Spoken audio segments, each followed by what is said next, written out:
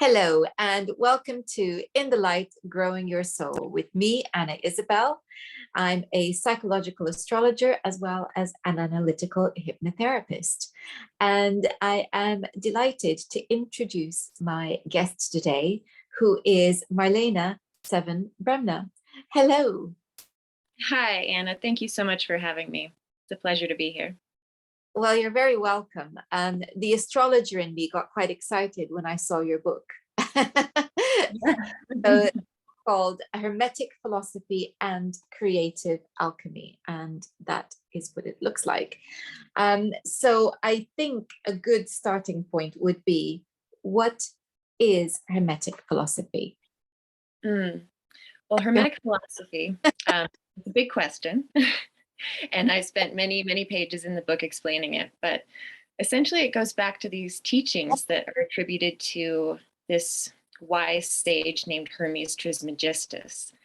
And that name means Hermes the thrice greatest. And Hermes Trismegistus is a syncretic form of the ancient Egyptian Thoth and the Greek Hermes. And these teachings were written in the first few centuries of the Common Era. And there's several different texts that are referred to. So there's the Corpus Hermeticum, which is about 17 treatises, and they discuss the nature of the cosmos, the relationship between humanity and God or the divine, and the way that the seven planets, the seven intertraditional planets, are sort of rulers or governors of fate. And they discuss what it means to live a pious and virtuous life and many other things besides. So they're very important texts, I believe, and foundational to the practice of Hermeticism, which incorporates astrology and magic, alchemy, and it gets into Kabbalah and ritual magic and all kinds of other stuff. So it basically imbues almost, well, I would say pretty much all of Western wisdom. It does, yeah, the Western esoteric tradition. Yeah. And that includes religions, so Christianity, etc. It's in there in one way or another. It features a lot of the teachings come through, and it makes sense because if we take Jesus, for instance, he is of that world and much closer to Hermes than we are. Yeah, there are so many parallels between Hermeticism and these other religions, early Christianity, Gnosticism, Jewish mysticism. It's all sort of interwoven, and these were written at a time when these cultures were really interfusing and interrelating, and so you can see those influences very clearly. But one of the biggest influences is the Egyptian. So there's this root in ancient Egypt and these teachings that came through the priests via the philosophers from Greece that went there and studied for years and transmitted these teachings. There was so much that was, I guess we could call it cross-fertilization, really, because in Hellenistic times, the Greeks were very involved in Egypt, and then the Romans kind of inherited that. And what I find interesting about the ancient way of doing things is that you absorb the culture that you conquer, and you learn from it, you absorb it, and it becomes, you then evolve it until the next age, with the Romans, for instance, coming through. And there's so much that's interesting about that, because it is a period in which there isn't a great deal of travel, and obviously communication is limited across distances is limited, and yet there is so much Eastern influence as well that comes in through Persia, and of course the ancient Babylonian civilizations, Assyrian civilizations that comes in. So these books are very special. They are indeed. They are indeed. And I mean, that's what inspired me to write all of this, and was being introduced to these ancient works and finding them to be so pivotal in my own spiritual practice and process and evolution, and wanting to share that because I feel that they are somewhat inaccessible to a lot of people. Um, People will come across things like more modern Hermetic texts like the Kabbalion, and that's a really good introduction. But these more ancient works are a little bit harder to find, a little bit harder to read and understand. So I wanted to be able to present them in a way that was a little more accessible for folks. The language is, perhaps we could say, drier than what we're used to. And having read many a medieval text myself, it takes a little bit of concentration. The dialogues are, they get very abstract sometimes, because they're philosophical discussions. That's what they are. They are philosophical discussions. And so you kind of need to, this is not bedtime reading, is it? Well, for me it is. Well, not for the not for the average person, no. But yeah, especially when you get into the alchemical texts that have been written over the centuries, and just the very abstruse way that those have been written, like encoded, really. It's not just philosophical, it's encoded so that it's actually accessing a deeper part of us, and you can't really understand it completely with the logical, rational mind. You have to just let it seep in and work with your unconscious. And to a certain extent, these theological, philosophical texts of the Hermetica are similar. Yeah. So we've been talking about kind of where it comes from, what it is, but what do you feel is the heart of the teaching of this philosophy? The heart of the Hermetic teaching. I would say really that everything is part of this interconnected field of consciousness, of energy, and that through our process of, reverence and devotion and study and contemplation, we can actually come to understand in our limited human capacity the nature of God, and realize our self-sameness with the Creator. And it's not something that happens easily or overnight or for everybody. And it's also not something that's related to the ego and this sort of God complex that people can get. It's something much, much more profound than that. And it's referred to as gnosis. And I believe that that's really the heart of the teachings. And there's so much more to it, and so many ways to access that gnosis that are taught through the Hermetica and through different Hermetic texts that have been written through time. But I think the word devotion is a rather important one, because I think it's one that we've kind of lost in our culture. The concept that you would be devoted to something, devoted to discovering the nature of God, is quite an alien concept. But I think perhaps we could, to a certain extent, replace it with the word commitment. Because commitment is required if we are to practice even meditation, to have a practice that we engage with, preferably on a daily basis. And I think even that, for many people, feels impossible, because we are always running and so busy. It's very difficult to sit and meditate, sit and contemplate. So it does take commitment, and that is an aspect of devotion. You have to want to search so many times, I have clients who say to me, I really want to do this. I really want to learn more. I'm very curious. I want to be more spiritual. But they're just not prepared to actually commit to 5 minutes of meditation. And it's not that they're not willing to, but they don't have the headspace for 5 minutes. So this is why it's kind of fallen by the wayside. Yeah. Yeah, it does. I love what you're saying about commitment sort of being an alternative word for devotion, or, even dedication.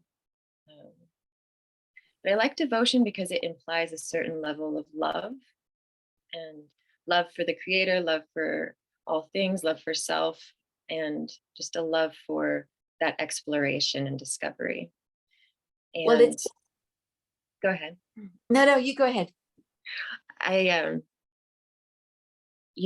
think that inner stillness, it's crucial. It's crucial on the path, and it can be developed no matter how busy and full our heads are and our lives are. And even if we can sit for 5 minutes, like you're saying, just 5 minutes a day, it can create just that little bit of space, and that can keep opening just a little bit further. But yeah, it does take that desire, that devotion, commitment, dedication, all of that. And yeah. So much of the way we live, I think, is grounded in fear. Fear of loss, fear of catastrophe, fear of death. Absolutely. It's so much of the way that we live. And the reason why we're always running is because we're driven by those fears, even when we're not aware that that's the case. Mm-hmm. So the concept of slowing down is very daunting.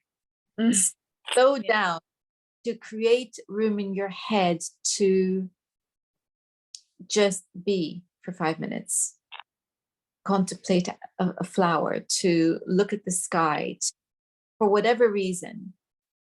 And then it seems like when I say it just takes 5 minutes to be with, well, surely that's nothing. Well, it is nothing. And yet it's everything, because it's the, isn't it? And so it's quite it's that daunting, it's a very daunting path to embark, even though what it gives is so incredibly rewarding. Yes. Yeah, I think that slowing down can feel a little bit like dying for people when they're not used to it. It can be terrifying, that quietness within, that void. And it's true, because at the same time also people are so tired. They're so busy, it makes them constantly tired. So the other thing is, you sit down, you fall asleep. I meditate for 5 minutes, I'll be gone instantly.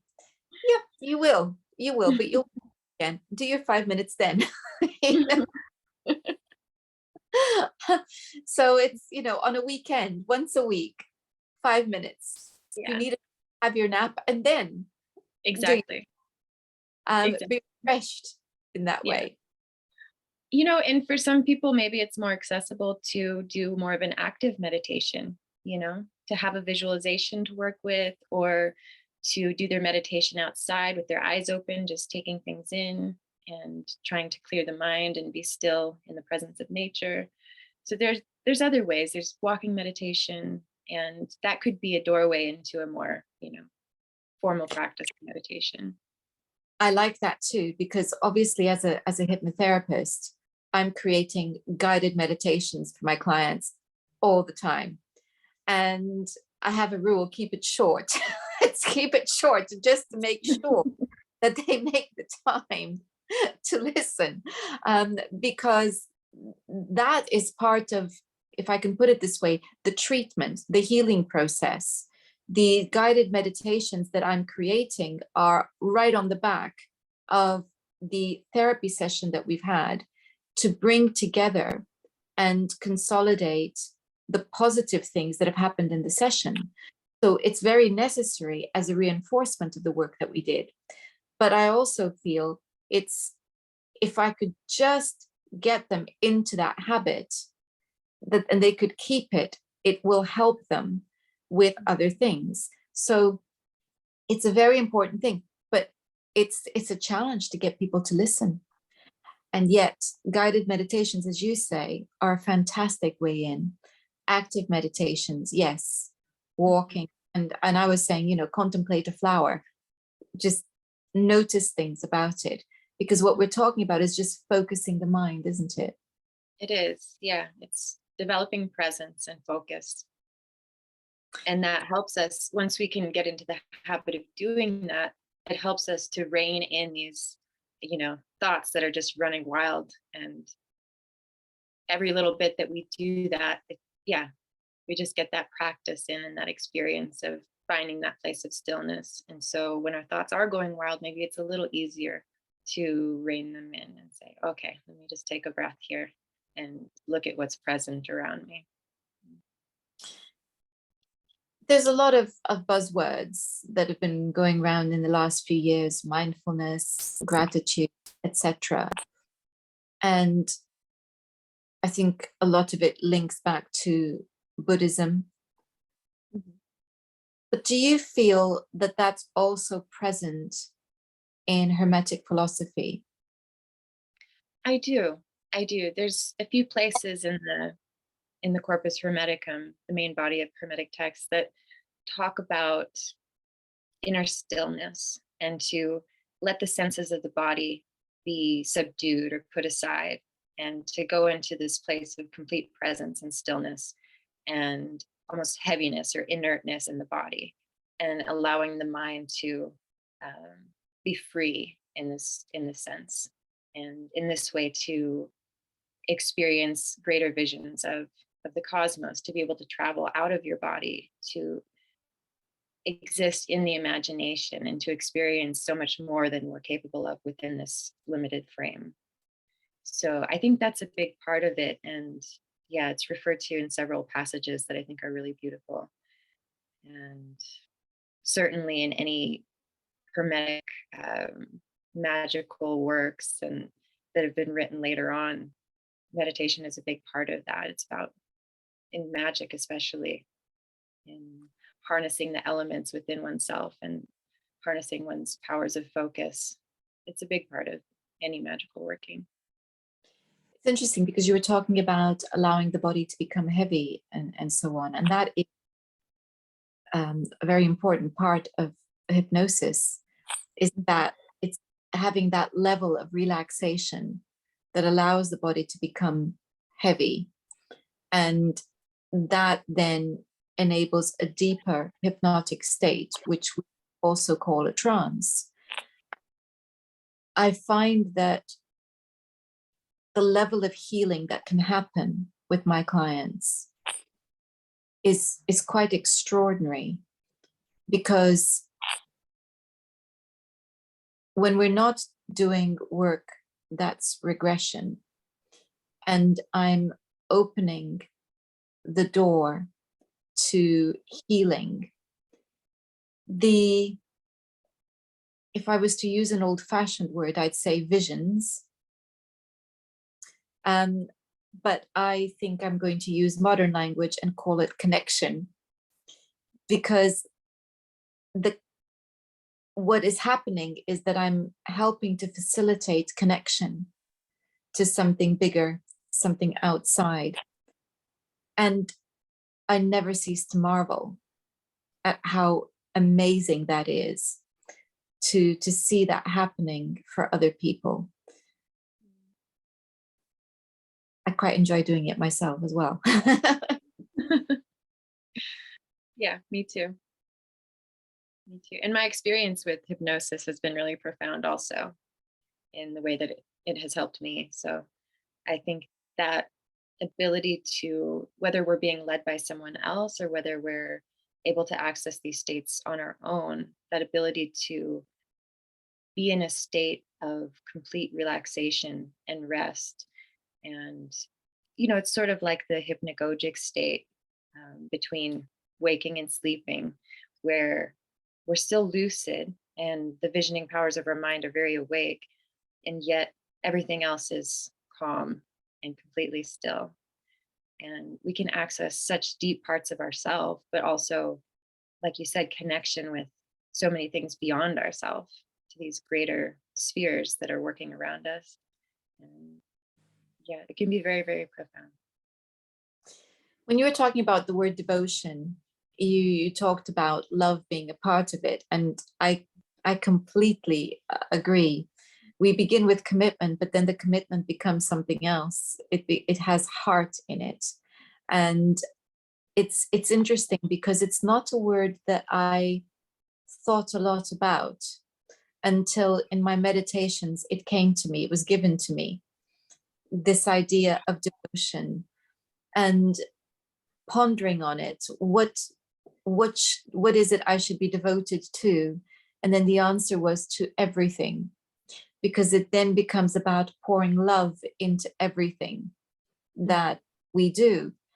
I can't think of a more beautiful principle to guide us through life. It is. It's very beautiful. Now, your book is Hermetic Philosophy and Creative Alchemy. So I might ask you to make a link between this Hermetic way of being and alchemy and creativity. Well, alchemy is very rooted in Hermeticism. And I believe that the alchemical process relates directly to the creative process. And so, in both alchemy and the creative process, we're working to purify and refine something, a substance.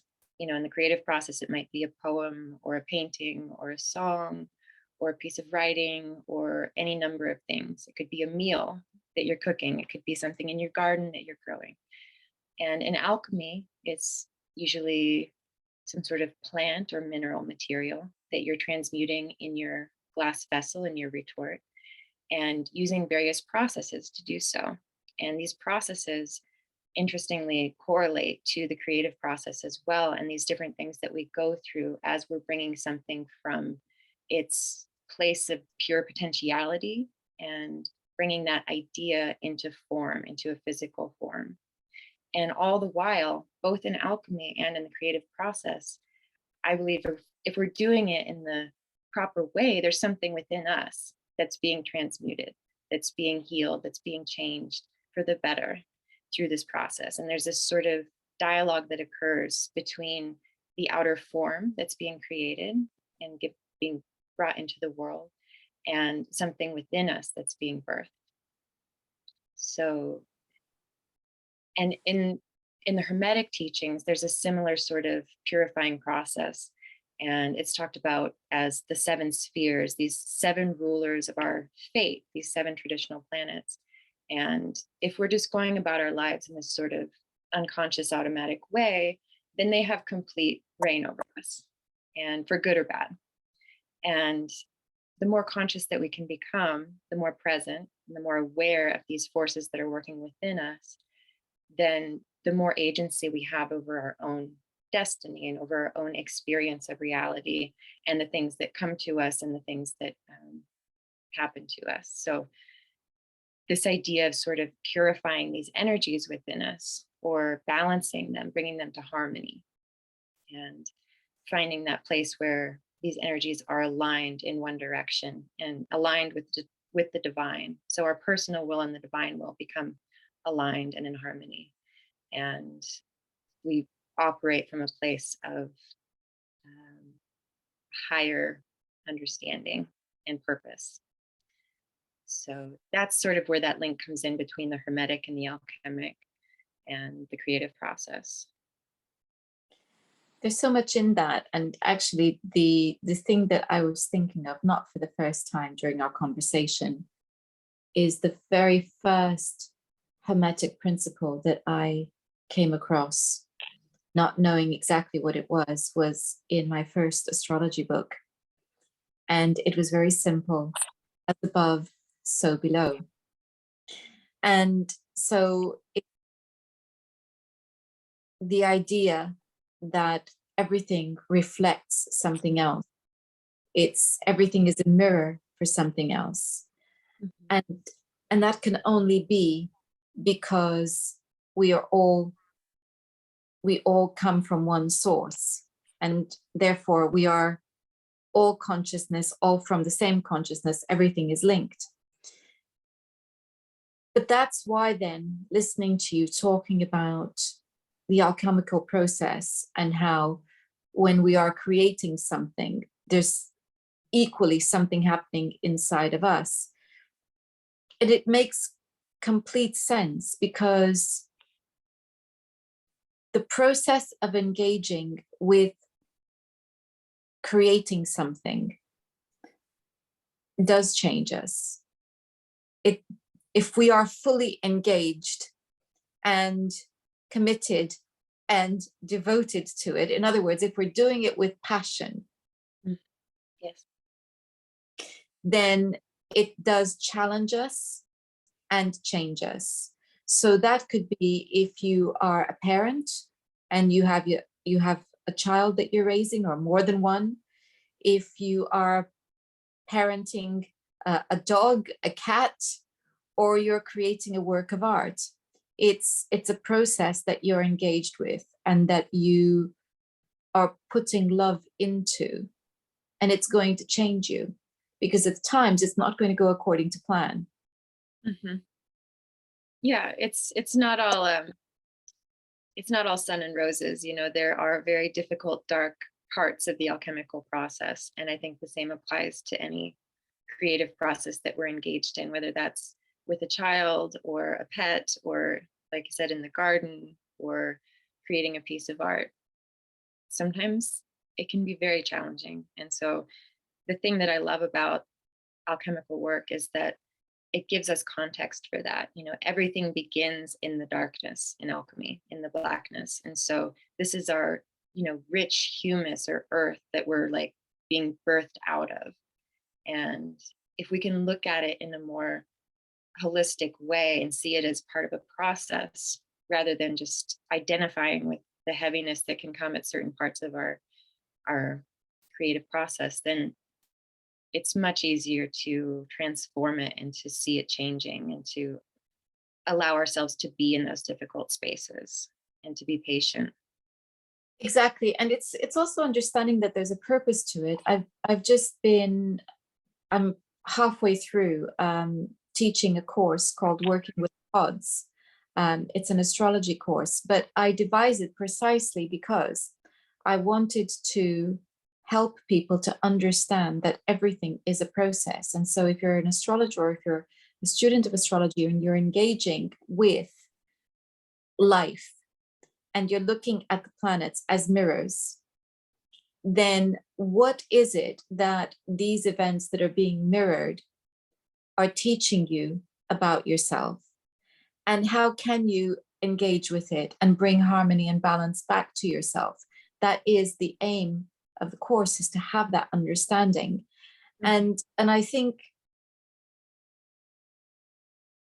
we need that sense. So, buzzword, co-creating, this is what we're talking about, because the more conscious we become and the more we engage with these different processes, which are alchemical, in a sense, then the more, as you said, we have agency, and that is a truly beautiful thing.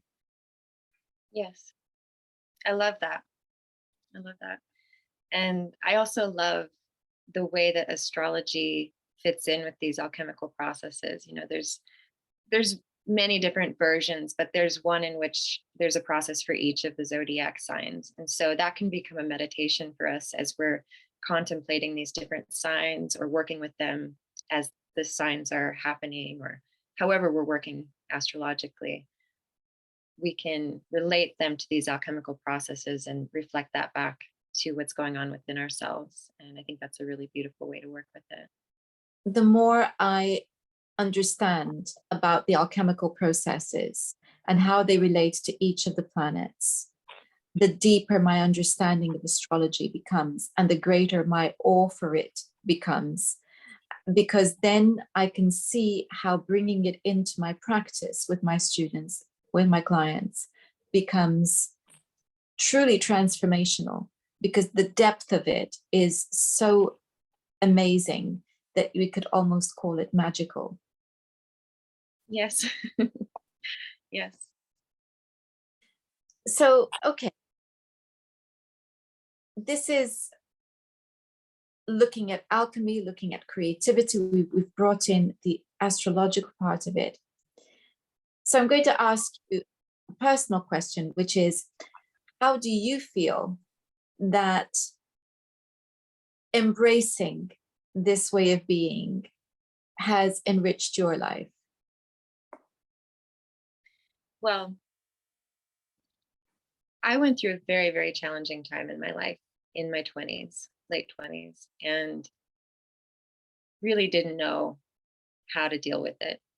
Nothing that I had learned in my spiritual process had anything to offer me at this point. It was like nothing worked for me. And the only thing that did work was diving into my creative process, learning how to oil paint, and at the same time, learning about alchemy and understanding that I could, through the creative process, transmute these difficult things I was dealing with, take them outside of myself, see them externally, and through that process, heal myself. So that was a really, really profound experience for me, to just see how these things can actually work in real time, in real practice. And that became very inspiring to me over the years to continue going deeper with that and understanding that. And that led into my interest in Hermeticism in general, because I wanted to understand where alchemy came from and what it was rooted in. And then that just became so fascinating to me as well, just the beauty of these Hermetic teachings. And yeah, these principles like as above, so below, or that everything is mind, that, you know, everything is part of this sort of etheric mental substance, and that we have an ability to work with that. You know, it's not just, we're not helpless and limited. We have so much more power than we think. And that all comes through the imagination. And so over the years, I did a lot of experimental kind of work in my creative practice, incorporating sort of magical element into it, where I would think about things that I wanted to change within myself and use my art to affect that change, working with astrological timing, working with the planetary days, invoking the planetary energies, and thinking about these alchemical processes along the way. And all the while taking a long time to develop a piece of art and seeing the change in myself, seeing the change in my reality, and in even in people around me and my experience of the world around me. And it was profound, and it continues to be profound. And that's why I want to share this work, because I think it can be very, very powerful and helpful to to facilitate a greater experience of what's going on here. And of course, we are delighted with your artwork in your book. So, and we have my favorite one right on the. So it's wonderful that in your book you're sharing not only what you have discovered and learned, but also some artwork. And so I think that for those who would like to learn more, this is I love the fact that this is a very simple way of getting into this ancient world. There are far more dense and difficult to do this, but you've done it beautifully. So I would recommend that people find out more about you and get the book, so that their own practice can become that much deeper. I'll be sure to include a link to the book in the description box. But what could people do if they wanted to learn more about you and contact you? Well, I have a website, and that is just my name, marlene7bremner.com. Maybe you can have a link to that as well. And you can sign up for my newsletter, which is the best way to stay up to date on events and things that I have going on in terms of shows or things that I'll be teaching, and also sales on my website for artwork if you're interested in that. But I also post pretty regularly on Instagram, and my handle there is at the7artist. So M7artist. And I have a Patreon where people can subscribe and read my blog. There's tons of stuff on the blog. And I do special posts for every newly completed painting and other rewards depending on which tier you sign up at. So that's a great way to interact as well. And if people want to just contact me, there's a contact form on my website, and I love hearing from people. So those are some ways to connect with me if you're interested. I'll link to your website and to your Instagram on the description box as well. Thank you so much for your time today. Anna, it's been such a pleasure. Thank you, truly. Wonderful. Thank you all for watching. Next time, we're going to be looking at harmonics in healing. Until then, goodbye.